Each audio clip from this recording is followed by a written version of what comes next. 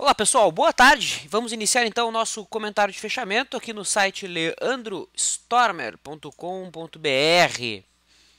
Comigo, o Vlad, Fábio Figueiredo. Né? Trago para vocês então as atualizações dos modelos operados e os papéis que se enquadram dentro dos nossos métodos. Né? Em seguida eu abro para interação. A gente pode dar início aos trabalhos. Se vocês puderem me dar o feedback de como está a qualidade de áudio e vídeo, eu agradeço, mas tenho crença que esteja tudo ok. Muito bem. Legal. Então, temos aí na tela o gráfico de MYPK. Áudio e vídeo ok, maravilha, pelas considerações. Então, em MYPK já era uma entrada de correção. Essa posição foi feita a 15,77, um pouquinho antes do fechamento do ativo. O stop abaixo da mínima de hoje e a realização parcial projetada para R$ 16,51. Tá? Obrigado pelo pessoal que está participando ao vivo, mandando aí os feedbacks. Tá? Então, MYPK testa uma zona de suporte dada por topo anterior. Temos também ali naquele patamar a média móvel de 21 períodos. Papel que trabalha dentro de uma tendência de alta. Deixa candle branco, volume bom. Excelente enquadramento. Essa é a entrada do dia. Tivemos também a atualização na entrada de sexta-feira, né, na compra de rompimento de sexta-feira. Logo próximo à abertura. A entrada, que era rompimento de topo histórico, né, ofereceu a realização parcial e agora esse trade já tem stop no ponto de entrada, ok? E passa a ser conduzido com stop a cada nova mínima. Então, Sula 11, a RP foi acionada a R$ 19,33. Dentro do método Stormer, a posição que está em aberto é Ambev. Hoje é alterada a saída para a máxima dos últimos dois pregões, 19,15. Tá? Além da MYPK da Sula, o método Leandro também tem posição em BBSE3, um trade contra a tendência, que já deu a realização parcial na sexta, agora o stop já pode ser ajustado para a mínima de hoje. O mercado responde bastante bem àquela entrada. Vamos observar o movimento dos preços dos principais ativos e índices. Então começo aí pelo Ibovespa, que hoje apresentou uma bela movimentação compradora, alta de 1,70, né? Parece sugerir a busca aqui da resistência dada pelas últimas máximas, em 47.915, num gráfico mais curto aí, 60 minutos, a figura que parece se desenrolar lembra um triângulo simétrico, né? No diário, a resistência aqui em 47.915, se rompida, marca um pivô de alta no índice. Então vamos monitorar esse ponto nos próximos pregões. Lembrem, né, que o índice tem a LTB dos preços logo acima, porém, se observarmos pelo IFR de 14 períodos, já tivemos aqui o famoso Advanced Breakup, que é o prenúncio do rompimento da LTB dos preços. Tá? E também no IFR já há um pivô de alta desenhado, né? Já um zigue-zague ascendente, ou seja, os preços devem fazer o mesmo, pelo menos essa é a leitura que o IFR nos obriga a fazer. No intraday tivemos um pregão não alinhado dentro dos nossos métodos, pelo menos dentro do modelo mais sistemático, que é o método Leandro, né? Tivemos a abertura abaixo da linha d'água, o mercado passou para cima dela, depois passou para baixo, depois passou para cima, para baixo, foi ganhar direção somente a partir das 13h30, e aí sim o mercado conseguiu inclusive romper a resistência que havíamos setado no chat de abertura. O mercado agora deve buscar os 48.365, pelo menos essa é a resistência imediata no intraday. Para amanhã, obviamente. O dólar, no dia de hoje, vai apresentando uma queda relevante de 1,70. O mercado vai em busca do suporte dado pelo gap que está aberto em 3.805 pontos. Percebam que o mercado marcou topo exatamente na linha de referência do canal de alta duplicado e ali corrige. Tá? No semanal é importante ficar de olho na perda mínima da semana passada, e isso marcaria um topo também nesse prazo. No intraday tivemos o dólar abrindo em gap de baixa, rompendo a linha da água, sentindo a máxima de sexta e de quinta-feira, na realidade a máxima de sexta, né, e um topinho de quinta como resistência. O mercado não conseguiu passar daquele ponto, optou pelo movimento negativo. Aqui chegou a gerar entrada de rompimento pelo setup 2 e esse modelo acabou sendo estopado ao meio-dia 15. Né? Então a entrada aconteceu aqui no rompimento da linha d'água. Mais tarde, quando o mercado perdeu o último fundo, o trade foi estopado, somente meia posição. Tá? Então o trade no dólar acabou sendo encerrado com prejuízo. Commodities, começamos aí pelo milho, segue forte, subindo, renovando suas máximas. Tá? E hoje venceu o contrato U, então agora já podemos buscar operações no contrato X. Aguardo ansiosamente por entradas. Um momentinho.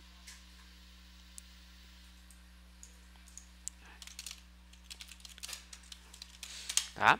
O boi, BGIV15, contrato outubro, voltou a testar a LTB dos preços e o topo anterior.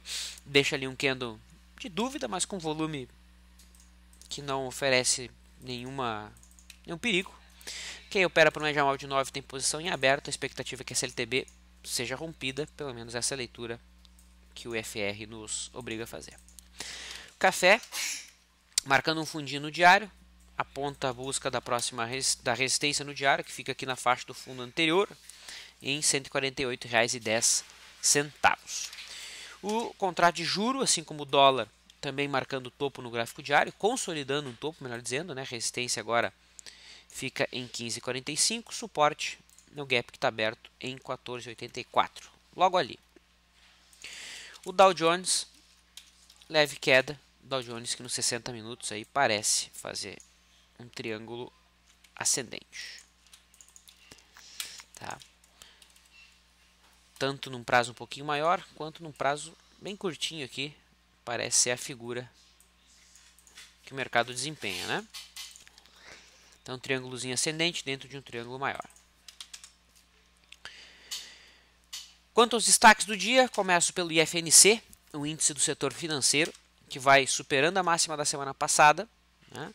Após o mercado tocar a zona de suporte dada por antigo topo histórico, que já havia sido testada no passado em duas circunstâncias diferentes. O mercado testou novamente há 3 semanas atrás, testou a LTA de longo prazo. Ali deixou inicialmente um candle comprador, depois um candle de venda, a semana passada um candle de dúvida, e essa semana supera a máxima da semana passada. Esse é um sinal positivo. No diário, o mercado sinaliza a busca dos 4.925 pontos. O índice do setor elétrico, também dentro de uma congestãozinha mais curta no diário, abre espaço para a busca agora dos 26.550 pontos.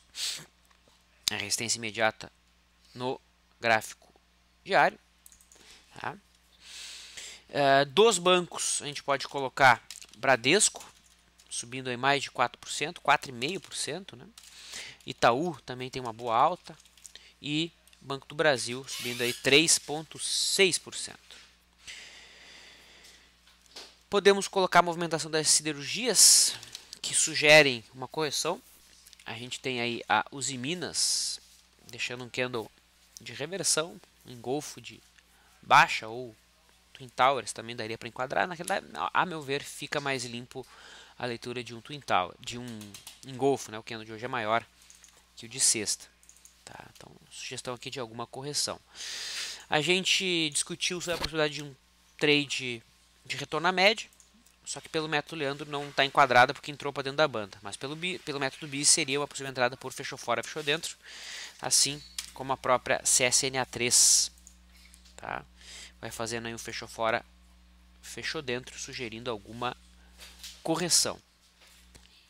Tá? Eu não acredito na retomada da tendência de baixa do setor. Eu acredito que essa perna tem tudo para ser uma perna inicial de um pivô de alta. Olha o tamanho dessa perna de alta, né? Bem maior que as últimas pernas de alta.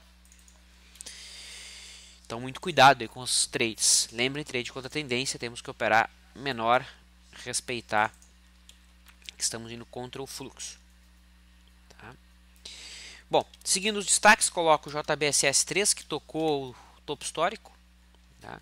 Dentro de um alargamento, né? Resistência horizontal, fundos mais baixos, então esse aqui é o claro alargamento reto. CPL3 conseguiu se desvencilhar da resistência dada pelo topo anterior, abre espaço agora para a busca da próxima resistência no diário, que fica lá na faixa dos 36,10. A LTA aqui também é objetivo para os preços. Ok. Só um momento. Deixa eu fechar a porta aqui. O pessoal sai e não fecha a porta. E aí o som vem pra cá e me atrapalha. Bom, MYPK a gente já colocou, né? Foi o papel que enquadrou dentro do modelo. A Petro volta a tocar a mínima do ano. Tá?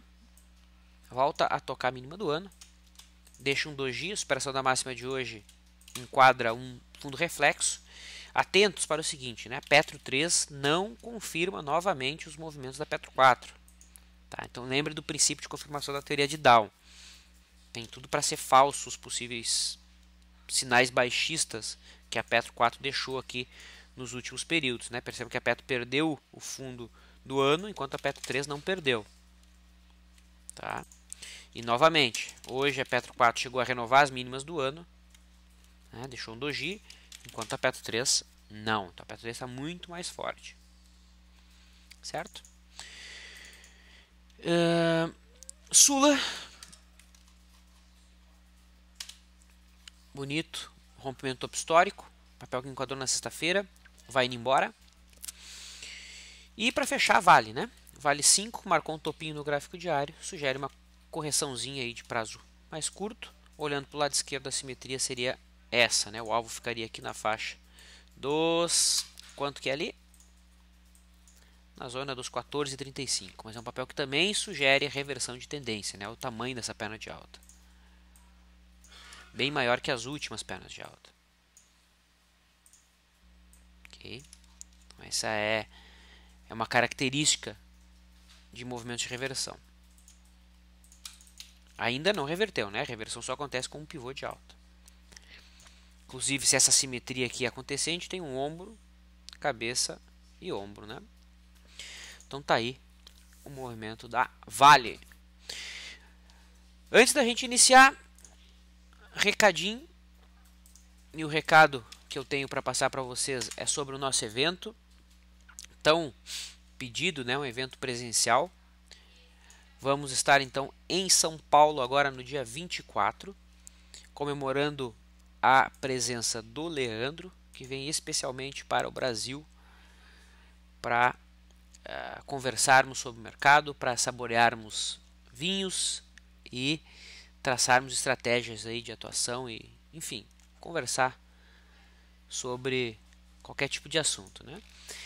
Esse evento vai acontecer num hotel muito renomado em São Paulo, Renascença. Né? A ideia aqui é formar um clube, né, onde os participantes tenham acesso aos instrutores de uma maneira diferenciada e possa ser formada aí uma irmandade, digamos assim, né, de traders ou de investidores. Leandro Stormer falando sobre robôs, sobre como os robôs mudaram a vida dele. Busy falando sobre day trade, alguns tópicos muito relevantes sobre esse prazo operacional que é o foco dele. Eu abordo uma maneira de se atuar no mercado onde a gente consegue zerar o nosso risco, tá? Como os gestores de fundo operam, e a presença especial aí do Rodrigo Constantino, que é articulista da Veja e autor de vários livros aí. E ele vai, junto com o Leandro Stormer, falar sobre política e desenhar cenário macroeconômico para o Brasil. Tenho certeza que será muito legal. Tá? A ideia aqui é seguir muito além do horário que está programado até as 11 da noite. Né? Tô bem ansioso. Tá? Ainda restam algumas vagas. Eu vou deixar o link no chat. E para quem acompanha a gravação, o link estará na descrição do vídeo. Ok? Então tá aí. Vinhos e Valores, nosso evento agora do dia 24/9. Presencial, tá, pessoal?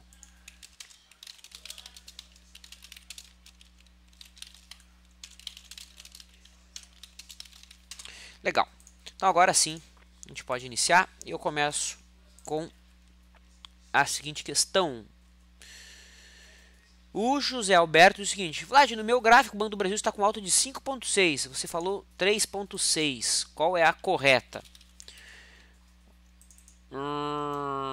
Olha, o Banco do Brasil fechou com alta aqui no meu gráfico. Ah, já sei. Tá? Você está observando o gráfico ajustado. Tá? Então o teu gráfico ele conta com o dividendo. Tá? E esse papel aqui ele ficou ex-dividendo de sexta-feira para hoje. Tá? Como eu observo o gráfico não ajustado, ele leva em consideração somente a movimentação do papel e não o dividendo que está embutido, que foi descontado do preço de sexta-feira. Entendeu? Então 5,6 seria alta com o dividendo e 3,6, na realidade fechou a 4,15, é a movimentação sem o dividendo. Eu uso o gráfico não ajustado. Feito, José Alberto. Esse é o detalhe. Tá? Mas relembro, não há certo, não é errado. Né? Tanto que o Stormer usa gráfico ajustado. E para quem opera modelos estatísticos, o ideal é usar gráfico ajustado. Né? O gráfico não ajustado é para quem quer observar movimentos de memória de preços. O Fernando pede a avaliação de KLBN11, é Klabin. Dá uma olhadinha então no gráfico da Klabin. Bom, a Klabin está de lado, né, congestionada aí nos últimos dias, ok? Mas com viés altista, né? Tem um zigue-zague, dois zigue-zagues ascendentes aí se desenrolando. Hoje o papel voltou a tocar, melhor, toca o topo anterior, que é o atual topo histórico, se rompido oferece uma entrada, né? Inegável. Olhando esse gráfico de uma esfera um pouco mais afastada, dá para observar esse papel dentro de um alargamento.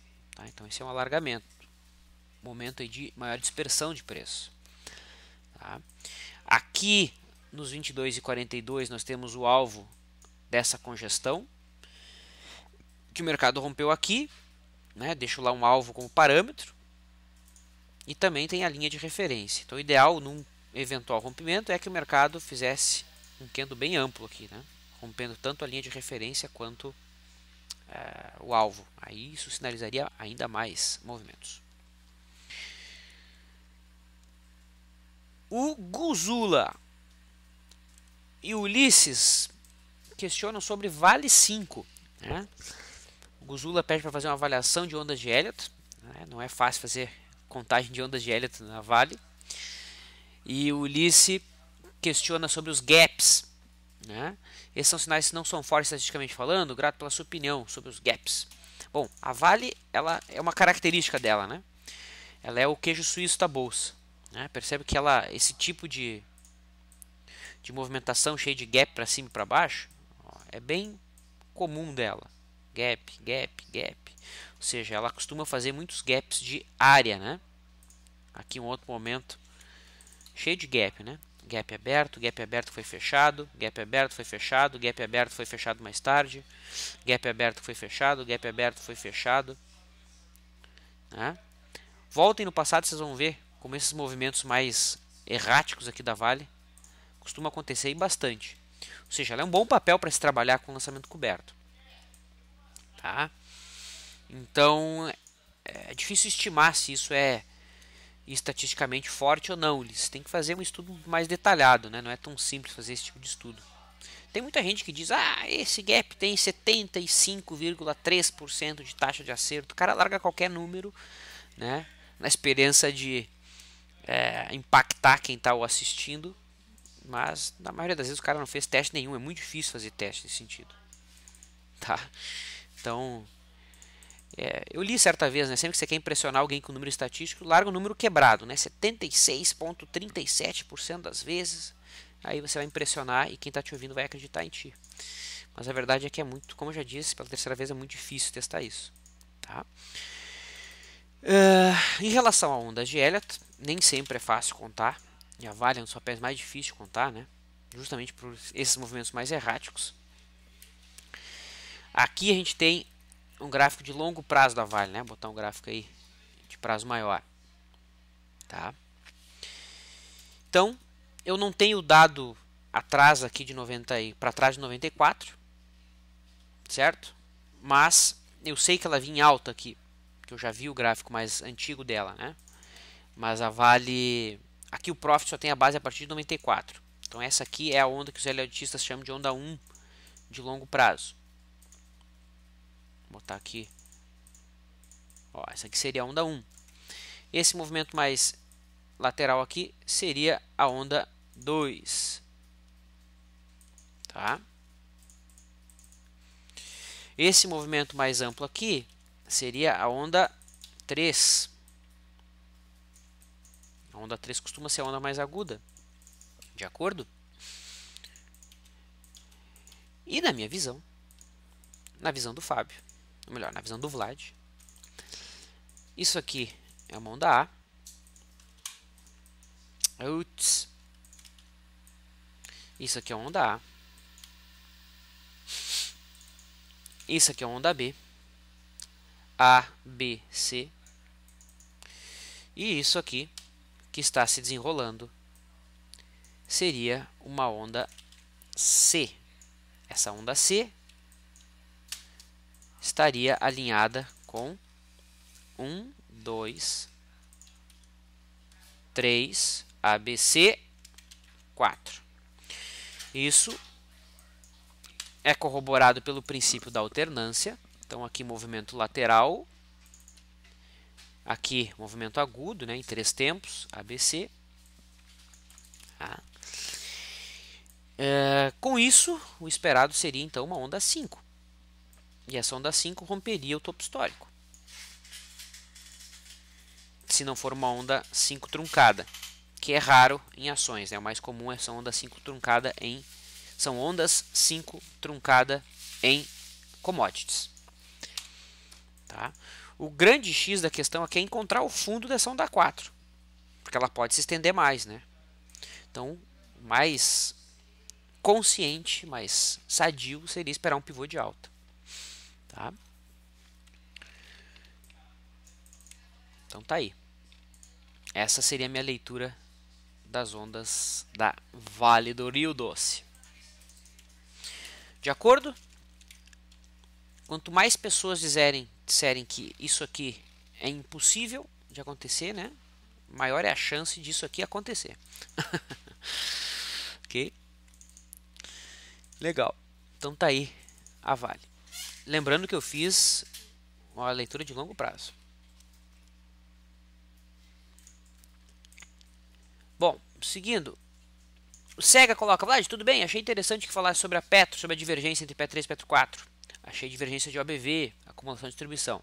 Além disso, está em suportão. Importante no gráfico semanal dolarizado. Se perder vai afundar feio, mas acho que deve fazer um repique por esse nível. Eu também acredito no repique, Sega.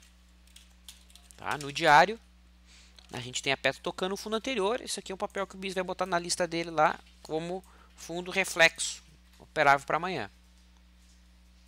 Creio eu. Tá? E além disso, olha onde é que estava a Petro, né? Está em cima da linha de referência, de longo prazo. A única diferença é que agora nós temos divergências de alta. E não é uma divergência de alta, é uma tripla divergência de alta.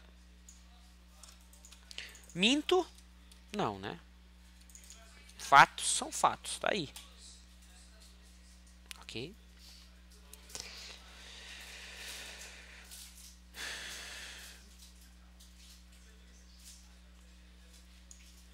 Pepo Mujica também está aqui comentando sobre a Petrobras. Prefere entrar amanhã na violação da máxima de hoje ou apenas com candle fechado?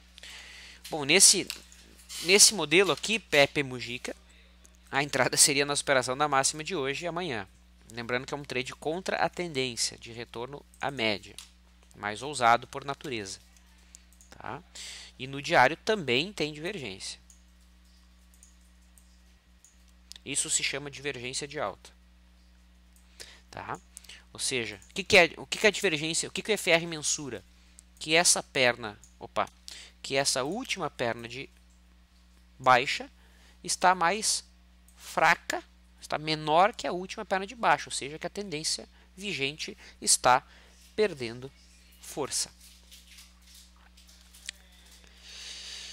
Ok? O Mark coloca, Vlad, o site da bolsa, né, da Bovespa, está travando. Tem como enviar o link para eu ver as opções de todas as ações e valores? Claro.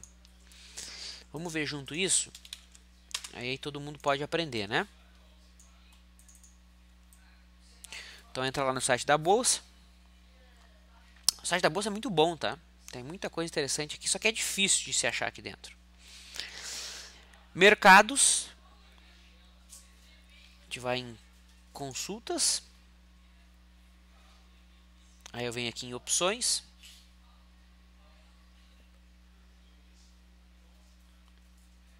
E aqui você escolhe, né? Quero o quê? Opção de compra. Então clica lá em opção de compra.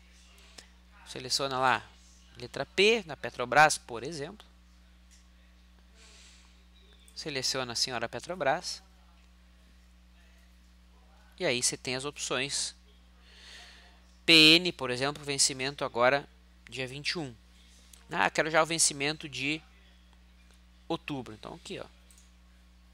Tá aí toda a grade. Isso que eu posso pegar, jogar numa planilha. Inclusive dá para ver o que está aberto, né? O que está descoberto, o que é trava, o que é lançamento coberto de fato. Sério, é muito legal. É só se organizar, isso aqui dá para mapear todo dia, né? Então deixa eu enviar o link aqui pro Mark para ele dar uma brincada. Se não, pausa o vídeo, volta e salva nos favoritos. Para os positions, diz o Fernando, acionou ponto contínuo. Alvo no topo anterior, stop na mínima. Boa, Fernando. Então RADL, gráfico semanal, também aí gerando entrada, né, por ponto contínuo. Na realidade já gerou, né? Ponto contínuo, entrada foi na semana passada, quando superou a máxima da semana retrasada. Já tinha entrada, gerou uma nova entrada essa semana. Doug coloca, rumo 3, esse movimento da rumo 3, fazendo fundo duplo em torno dos 27 e 20, sugere uma entrada de swing trade. Um abraço, lamento alguma coisa em relação ao Grêmio aqui. Mas, eu sou o cara errado para tirar sarro em relação ao futebol, cara, porque eu não gosto de futebol. Mas, quanto a rumo 3, fundo duplo. Fundo duplo, é isso que você falou? Eu não vejo, cara, fundo duplo aqui não. Não tem nada de fundo duplo aqui não.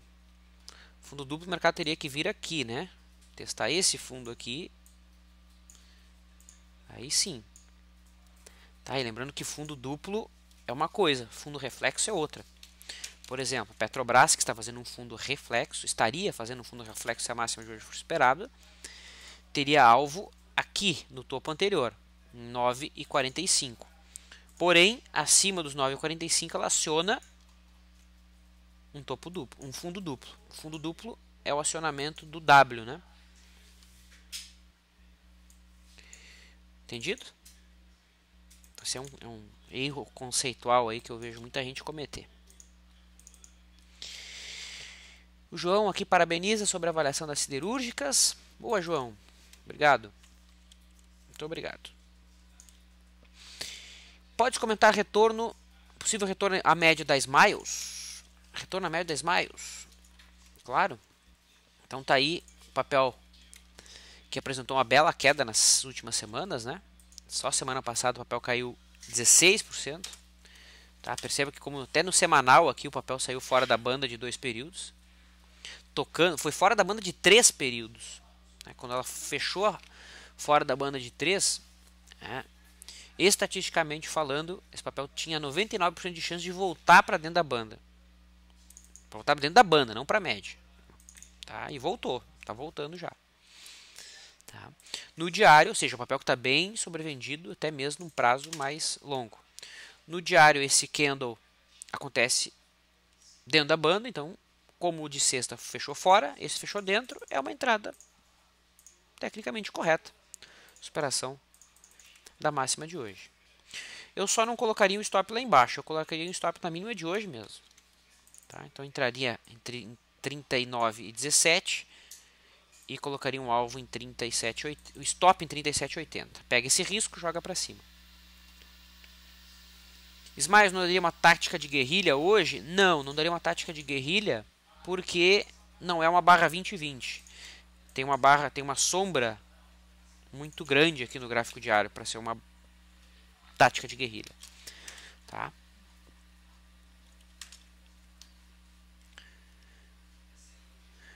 O mini índice já chegou no alvo nessa arrancada final e agora que podemos esperar cenários para amanhã. Bom, é que o cenário de amanhã depende muito da abertura do dia de amanhã, né? É muito difícil projetar um alvo para o dia seguinte usando os dados do intraday de hoje, né? Mas de fato, o mercado buscou o alvo que a gente havia projetado, tocando a máxima de aqui do dia 9, né? Rapidinho o mercado foi lá. Muito bem. Acabou de ir lá mesmo, né? Então, puxada bem forte aí do índice futuro.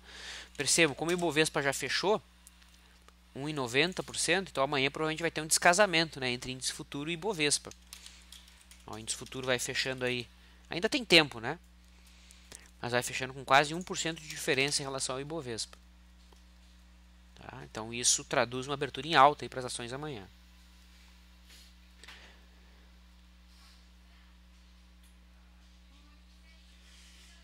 Se for possível, se for entrar na Petrobras amanhã pelas opções, qual seria a melhor compra no caso das calls? Bom, primeiramente, se eu vou trabalhar com opções, Paulo, eu tenho que entender que compras a seco eu perco com a passagem do tempo. Então, teu trade tem que ser um trade curto, de no máximo 2, 3 dias. Se teu trade não for curto, o ideal é montar uma trava de alta. Tá? Como nós temos vencimento de opção acontecendo, é a última semana de vida das opções de setembro, o ideal já é buscar as opções de outubro. Ok? Então a gente simplesmente pode olhar o site da Bovespa ali, ver os papéis, as opções mais líquidas, né? Vamos lá ver os papéis, as opções de outubro aqui. Aqui, ó, PN. Quanto que tá a Petrobras? Dá 7,70. Nossa, tá barato, hein? Então, Petro J22. A princípio seria Petro J22. Lembrando que opções servem apenas para eu substituir um trade no papel. Tá? Se eu vou comprar seco, todo o valor que eu coloco numa opção tem que ser considerado perdido.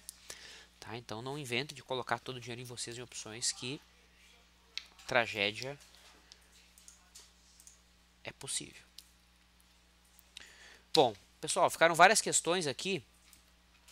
Eu vou só responder a questão do Júnior, né, que ele pediu em relação ao dólar, se é possível operar o euro.